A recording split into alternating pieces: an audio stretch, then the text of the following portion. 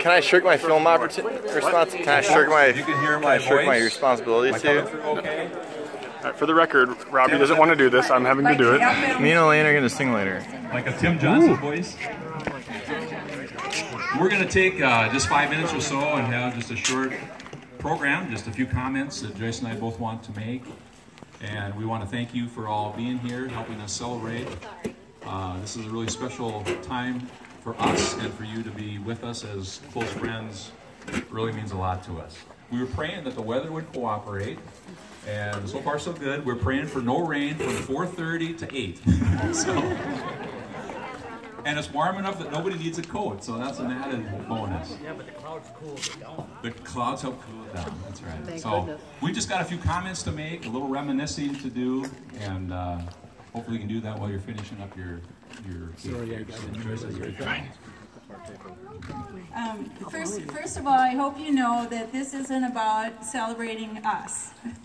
This is about saying thank you to the Lord for the great things that He has done for us and in our lives, and we just are so grateful to Him for the tremendous blessings that we don't know why, but He has chosen to give us, and we are grateful for our family and for our church family and for our longtime friends that have shown up here tonight, and you guys are all just so very special to us. And the second reason for celebrating is just a thank you from Al and I to each one of you, that we know you've been up in the nights praying, and you've woken up in the morning praying, and throughout the day the Lord's tapped you on the shoulder and you've said, okay, I'm going to pray for Al once more. And we are just so thankful. That is the most precious thing that we can think of, and we just celebrate that God has given us friends like that would do that for us, and we are so grateful. So know that you are loved and appreciated from the bottoms of our heart, and we're glad that you found your way out here today so that you can find your way back again. So give us a call anytime you think you might be close, and we'll put the coffee on, and we don't get very many visitors, so when you come out, we'll just give you the biggest welcome. You're going to think you're a rock star or something. So. Yeah. No, I got to lip off a little too. So we have people literally from other states that came, all the way from Iowa, for example, which just shows how far people will go for a free meal, right? And we have two of our three groomsmen at our wedding are here tonight. You'll hear from one of them here in just a minute, and then a long lost buddy, Chip, is here and blew us away by showing up. So this is just really special for us. We're going to reminisce here just a little bit, so bear with us. This is our party, so we get to do what we want. So we were married 40 years ago. Actually, it was March 5th, so it's not the actual date, but due to circumstances we couldn't celebrate then. We got a window to celebrate now, so we're celebrating. But back in those years, how many remember Andrew Crouch and the Disciples? Whoa, you guys are old. Okay. So he did a song, To God Be the Glory. Remember that? All right. So my sister and her husband were bridesmaid and groomsmen at our wedding, and they sang that song. So we thought, you know what? Let's do that again. So they're going to sing that for us. All right? Sam and Vicki.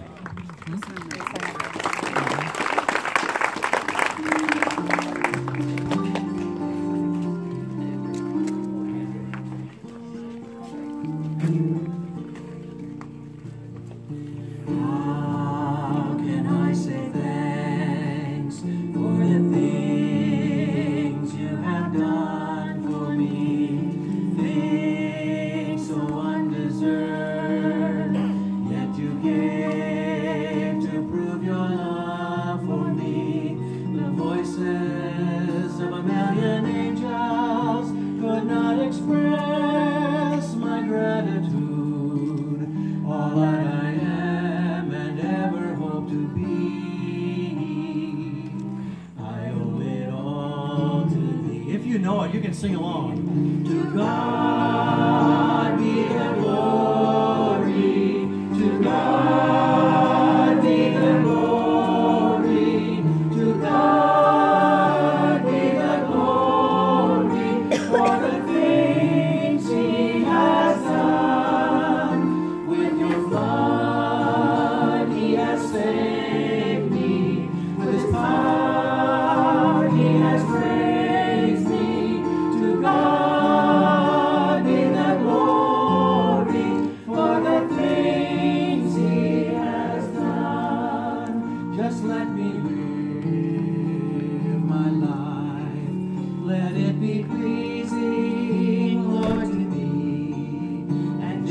gained any praise, let it go to Calvary. With his blood he has saved me, with his power he has raised me. To God be the glory for the things he has done.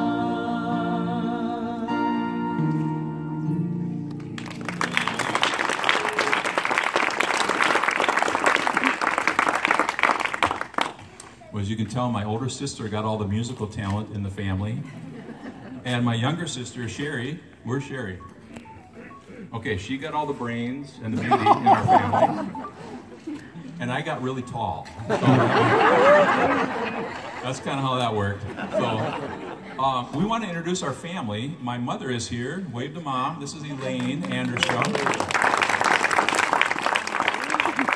She has put up with us three rascals for quite a few years now and has been actually living with us here in recent years. So, Mom, I'm glad that you can be part of this tonight. And Joyce, you're going to introduce the rest of our group. Okay. We have 4 sons, as you know, and they're easy to spot because they're tall, dark, and handsome. Our oldest is Jonathan, and he lives north of Hudson, south of about 10 minutes, just that way. So, and his wife Stacy, and they have 4 children.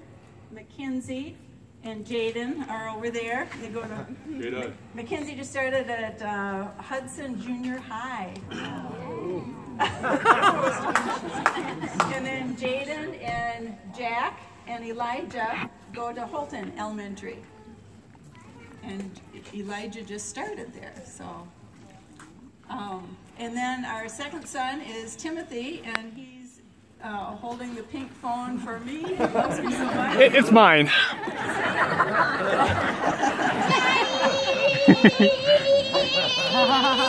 Okay, that's his daughter. That's Bailey. That's her oldest. And then his wife Janice and their 2 sons are home because one of them is sick.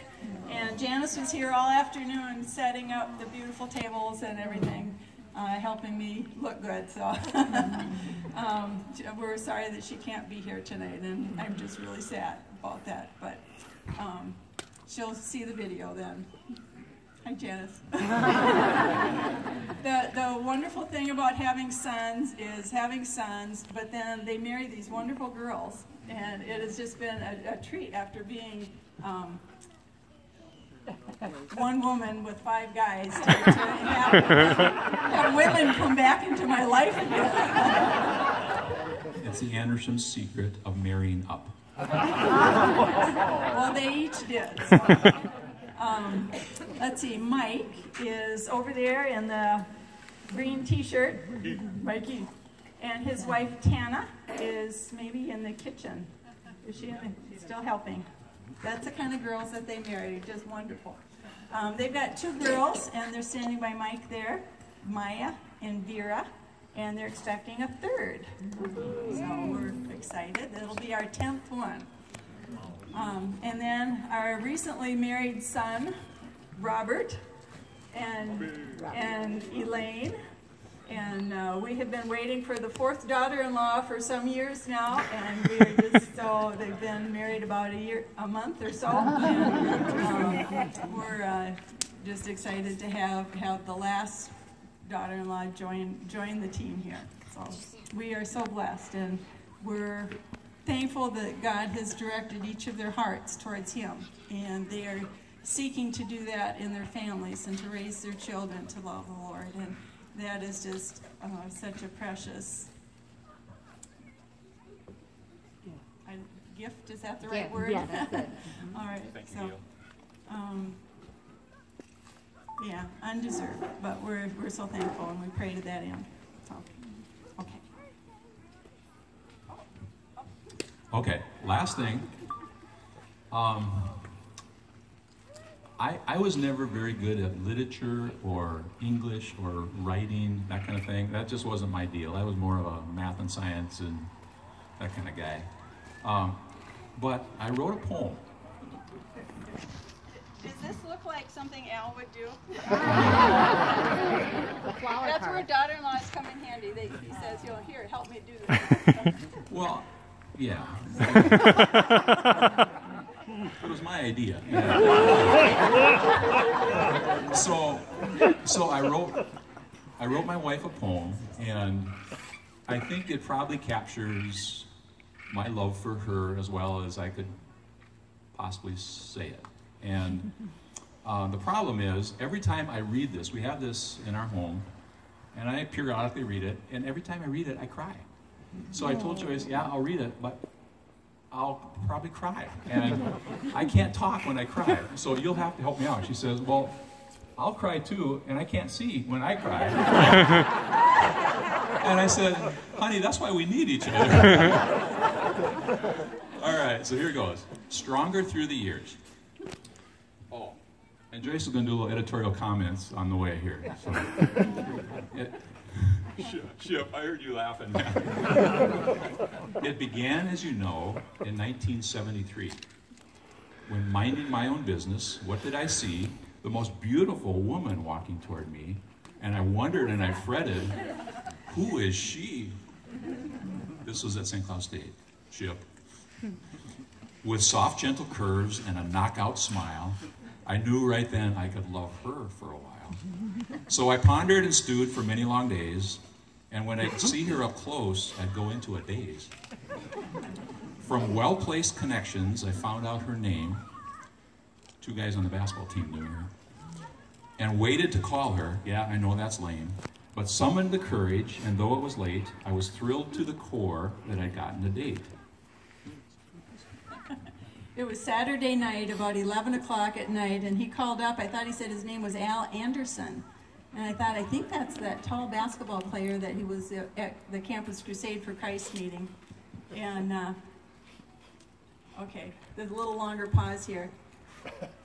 That whole day was my first, I was a freshman at college. It was the first weekend by myself where my roommate had gone home for the weekend. And so I had spent that Saturday, it was like a day-long quiet time. And I started journaling, and I was journaling about the man that I would marry someday, and how I didn't want to date a bunch of guys. I just had this love for him, and I didn't want to share it with anybody else. I just wanted it to be for the guy that I would marry.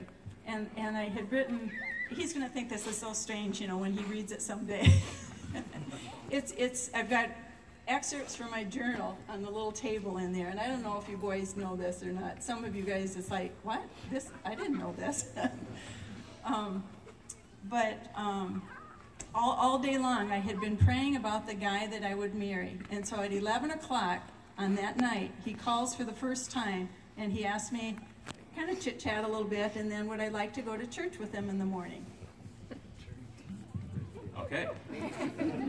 Kind of blew up my rhythm here a little bit. Okay.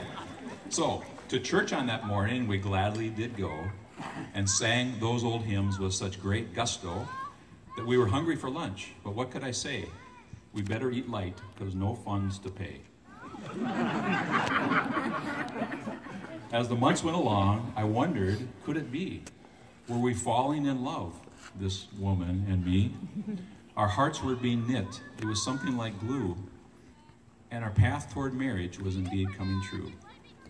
So marriage it was, and I couldn't wait, because living with you was going to be great. And to my delight, that's indeed been the case. Through lean times and good, from diapers to lace. So it occurred to me in thinking about you that as the years go by, it's more and more true. That our love for each other doesn't waver or flounder, but by His grace, each year it seems to grow stronger. So what does this mean? So what does this mean as we turn older and gray? What will the passing years cause me to say?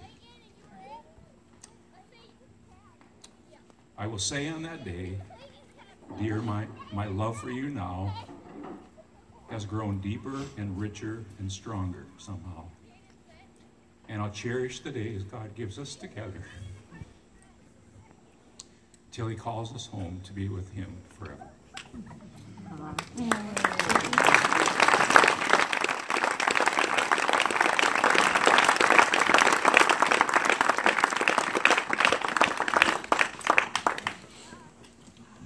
Well, God has given us 40 wonderful years, and we are so thankful to Him. To God be the glory, like we just sang.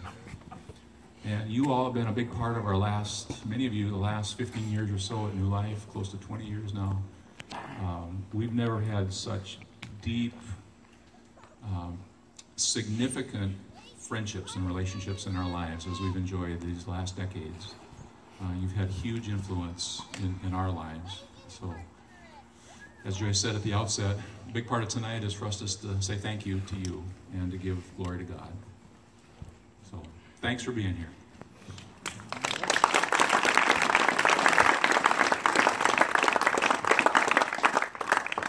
All right. Elaine has a beautiful voice, and I'm up here just because I'm tall. So we're just gonna sing a quick song. So grab your loved one real tight here. Well, actually, just to let you know, Al had a special playlist put together for Joyce, so that's what's been playing in the background for the last couple hours. So we're just going to bring one of them to life here in live, called Can't Help Falling in Love, originally by Elvis Presley. So we're going to do our best. Wise men say only fools rush in, but I can't help falling in love with you. Shall I stay? Would it be a sin if I can't help falling in love with you? Like a river flows surely to the sea, darling, so it goes. Some things are meant to be. Take my hand, take my whole